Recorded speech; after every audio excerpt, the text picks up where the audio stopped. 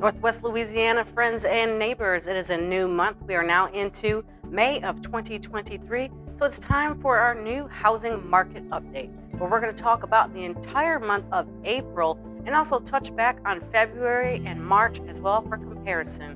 If we haven't met yet, I'm Melanie, and I'm glad that you're here with me today for this 3-minute market update. So let's get to it.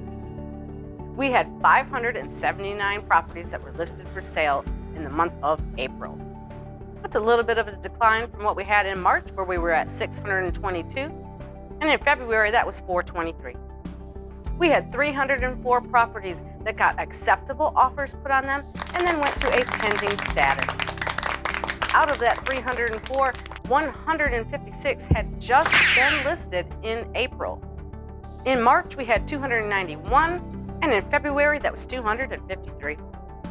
We had 355 closings that took place, so those are our solds. In March, we had 409, and in February, we had 299. We had 46 properties that expired from the market, meaning that they lived out their entire contract term, usually about 6 months, without selling. And that number is pretty typical. In March, we were at 56, and in February, we were at 46. Right now, in total, there are 905 properties available for sale to choose from. In March, that was 929, and in February, that was 862. Interest rates, let's talk 30-year fixed. So last month when we talked, Wells Fargo was at a 6%, Rocket Mortgage was at 6.5, and Chase was at 6.375. Now today when I checked rates, Wells Fargo was at a 6.125. Rocket Mortgage was at 6.75, and Chase is at 6.25. So Wells Fargo and Rocket Mortgage went up a little bit, and Chase went down a little bit. If you're paying attention to the real estate market and interest rates in particular, you probably heard talks that fees were increasing for certain loan types that are backed by Fannie Mae, Freddie Mac.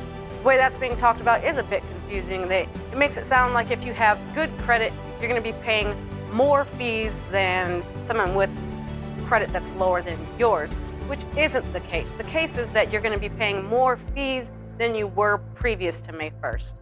The lower credit scores are going to have their fees reduced a little bit. They're trying to make that a little bit more affordable. Those fees have been pretty hefty, and so they're trying to minimize those fees.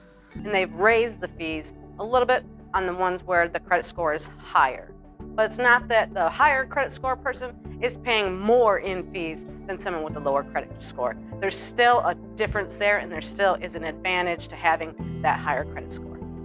If you've enjoyed this video, be sure to give it a like and subscribe so you don't miss any upcoming videos where we do housing tours, neighborhood tours, advice for home buyers and sellers, and of course, market updates. All right, I'll see you on the next video.